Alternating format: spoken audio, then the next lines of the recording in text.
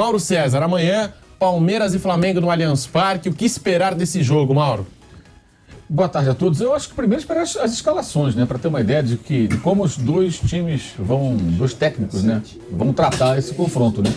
Porque aqui no Brasil, como já falávamos ontem, né? Existe uma situação que eu considero bizarra, que é a Copa ser prioridade em detrimento do campeonato. Então, teremos possivelmente... Todo mundo vira Renato Gaúcho nessas horas, né? Ou quase todo mundo. Aí você coloca o time principal num jogo eliminatório de Copa do Brasil e deixa de lado o Campeonato Brasileiro. E estamos falando do confronto do campeão brasileiro com o campeão da Libertadores e da Copa do Brasil. Ou seja, um confronto dos dois times dominantes, né? Nos últimos anos, e que pode ser um jogo esvaziado. Se o Palmeiras entrar com uma equipe parecida com aquela que jogou contra o Atlético no Paraná, na última rodada, e se o Flamengo, de fato, mexer radicalmente na sua formação, o que também é muito provável, embora até no caso do São Paulo isso seja até uma rotina, ele muda o time toda hora e tal, mas já tem uma espinha dorsal, que não sei se estará em campo por conta do compromisso da quarta-feira. Bom dia, tudo bem com vocês? O UOL trouxe uma matéria interessante de onde virá o dinheiro para a gente construir o nosso estádio próprio. Falando sobre o Pablo, ele recebeu sondagem de 4 clubes e já tomou a decisão sobre o seu futuro. Sobre aquela história, né, do Ronaldo ter ido para o Corinthians, ele abriu o jogo, mas para mim não me convenceu nas explicações do porquê que ele saiu do Flamengo, estava treinando aqui, e meteu o pé para o Corinthians sem falar nada para ninguém na calada da noite. Sobre Flamengo e Palmeiras, a gente vai ter ali pela primeira vez o goleiro Agustin Rossi como relacionado e provavelmente o Bruno Henrique como titular. E falando sobre o BRB, o Flamengo fechou a parceria que todo mundo achava que seria por 2 anos, mas foi por apenas 6 meses, mas com um valor astronômico. Essas e outras vocês encontram agora na sua Flagelo TV. E é lógico, vamos para as notícias, que é o que interessa. Incrível! Incrível! Nada é impossível! Isso aqui é Flamengo! Agora uma bem curtinha aqui sobre patrocinador. O BRB fechou com o time rubro-negro por apenas 6 meses. Tá? Todo mundo esperando um fechamento ali de contrato para os próximos 2 anos, mas o Flamengo, segundo o Vene Casagrande, fechou um contrato até muito bom. Vai receber 22 milhões de reais para ter o contrato renovado até o final desse ano. E com isso, o valor de 32 milhões, mais ou menos, que a gente recebia, ele passa para 44 milhões anuais. Mas como é só por apenas metade do ano, fechamos por 22 milhões. Para mim, excelente o valor. Queria saber a sua opinião, coloca ela aqui nos comentários. É apenas uma curtinha para a gente também trazer a parte dos patrocinadores. E falando agora sobre o nosso velho e tão sonhado estádio, que aqui no Rio de Janeiro, eu gosto sempre de lembrar, a gente precisa de uma área, de um local ali onde seja um lugar central e não um lugar secundário aqui no Rio, até porque a parte da violência aqui é bem complicada. Então, para um torcedor se deslocar de um bairro para um outro muito distante, é meio complicado aqui por causa dessas guerras que a gente tem internas. Mas, em relação à construção do estádio, sobre o dinheiro, a receita, para a gente conseguir construir, que a gente sabe que um estádio é muito caro, a gente com certeza vai gastar mais de R$1 bilhão para poder construir uma casa própria, o UOL ele trouxe de onde virá essas finanças. E segundo eles, o principal foco do Flamengo para conseguir o dinheiro, a principal ideia que passa pela cabeça dos dirigentes é de vender uma pequena parte do Flamengo, em torno ali de 25%, assim como fez o Bayern de Munique para poder construir o próprio estádio. O clube não perderia a autoridade ali sobre o futebol, né? O Flamengo continuaria gerindo a parte futebolística e venderia para mais ou menos 3 empresas, igual fez o Bayern de Munique, vendeu mais ou menos 8% para cada empresa, Adidas, Audi e também o Allianz. Então, com esse valor, eles conseguiram construir um estádio próprio. E o Flamengo vai nessa linha. A gente sabe que a gente não precisa de SAF nem para pagar dívida, nem para montar um elenco, mas precisaria, segundo a matéria, para a gente conseguir construir um estádio sem se endividar, sem a gente tirar um valor grande do bolso. Vendendo uma parte do clube, menos de 30%, a gente conseguiria a receita para poder construir um estádio próprio. Lembrando que o gasômetro é o principal local aqui no Rio de Janeiro, né? Um local central.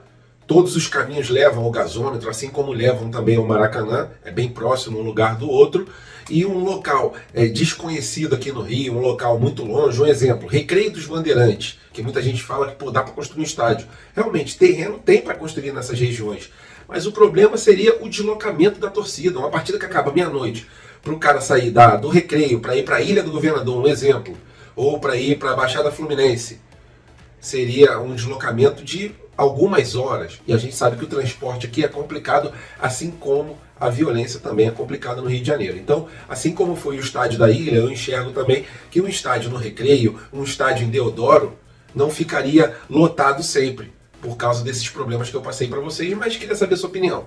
E aí, concordam com o Flamengo vendendo uma parte do clube, menos de 30%, para poder construir um estádio, ou vocês acham que, mesmo para a construção do estádio, não existe essa história de SAF? Em Nação, hoje, às 21 horas, com transmissão exclusiva pelo Premier, o Flamengo vai encarar o Palmeiras fora de casa, partida difícil, até porque o Palmeiras vem chorando em relação à arbitragem e a gente pode ter uma surpresa sobre as atitudes do árbitro dentro de campo. Espero que isso não aconteça e que seja uma arbitragem isenta. O Flamengo vai lutar ali para subir na tabela, né? Já que o Botafogo tem 33 pontos, o Flamengo tem 25, o Palmeiras tem 23 e o Grêmio está um pouquinho à frente ali na segunda colocação. O Palmeiras está em quarto e o Flamengo está em terceiro. Então é o famoso jogo de 6 pontos. Flamengo, segundo o Globo Esporte, deve ir a campo com a seguinte escalação. Mesmo com Rossi relacionado, o Matheus Cunha deve continuar no gol rubro-negro nas laterais. O Wesley, junto com Ayrton Lucas, na zaga do Flamengo, como a gente não teve a volta do Léo Pereira, que continua contundido, assim como o Gabigol, a gente terá o Davi Luiz ao lado do Fabrício Bruno.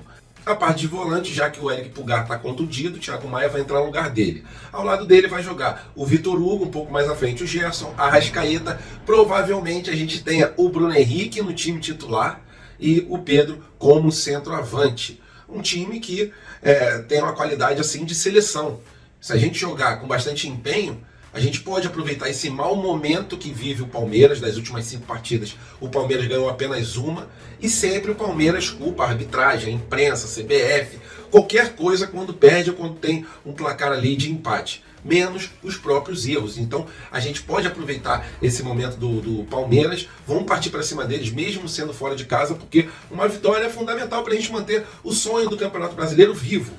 Vide a atuação excelente que tem tido o Botafogo nesse campeonato. Eles, de 39 pontos, fizeram 33. Então a gente não pode dar sopa para o azar e nem descolar do time que está na dianteira.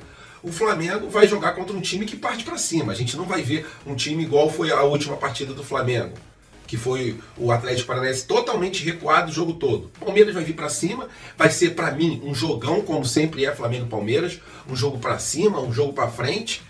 E vamos ver o que nos aguarda para mais tarde. Meu palpite para essa partida é 2-0 o time do Flamengo.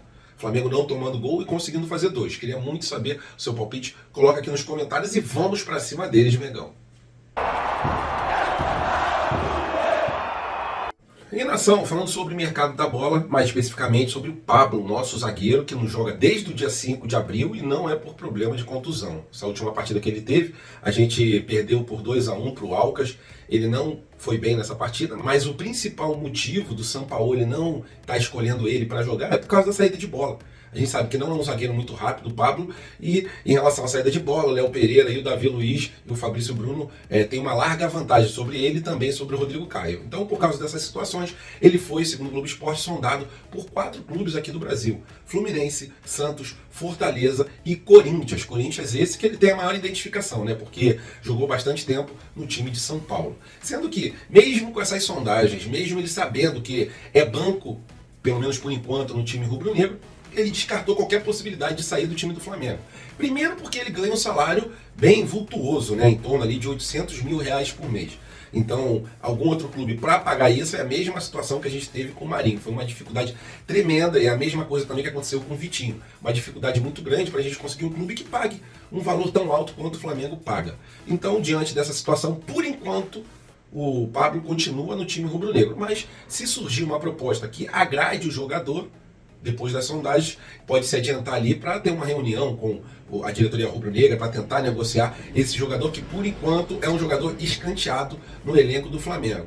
Tem treinado, o Sampaoli tem observado o jogador, mas, por enquanto, tem 3 zagueiros na frente dele para poder jogar. Ele é a 4ª opção ou 5ª opção do elenco do Flamengo. Então, vamos aguardar porque Final do ano chegando aí, a janela ainda está aberta, pode ser que surja alguma proposta que agrade o jogador, mas por enquanto a tendência dele é permanecer no mais querido do Brasil.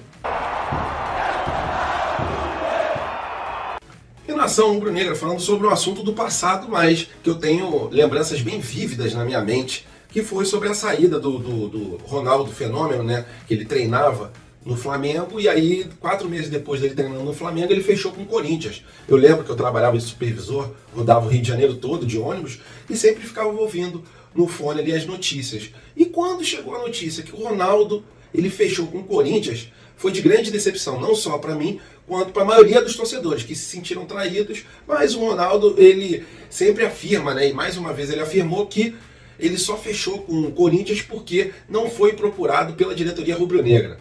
Eu acho uma baita de uma sacanagem. Para mim ele fechou pela parte financeira, até porque o Corinthians ofereceu Deus e o mundo para ele, ofereceu o contrato de patrocínio, ofereceu um monte de coisas ali para ele poder fechar com o time de São Paulo. E ele em nenhum momento chegou para a diretoria rubro-negra e falou: ó, tem uma proposta aqui do Corinthians, quer conversar, o que vocês pretendem? Porque ele usou bastante tempo aí as dependências do clube rubro-negro para poder se preparar fisicamente. E ele saiu na calada ali do dia, né? Pegou as coisas dele e meteu o pé sem dar satisfação. Então eu achei uma sacanagem da parte dele. Queria que você que lembra dessa situação falasse aqui o que vocês acharam sobre a situação do Ronaldo, né? Dele ter saído e ido para o time do Corinthians. Para mim foi uma bela de uma sacanagem. Ele poderia pelo menos ter conversado com a diretoria rubro-negra, que deu guarida para ele, mas ele preferiu, na minha opinião, a parte financeira do que o próprio amor que ele dizia ter pelo time rubro-negro. Sua opinião é muito importante, coloca ela aqui, por favor, embaixo do vídeo. Valeu, nação rubro-negra, tenha um excelente sábado, deixa o seu like aí, se lembrar. Até a próxima e fui!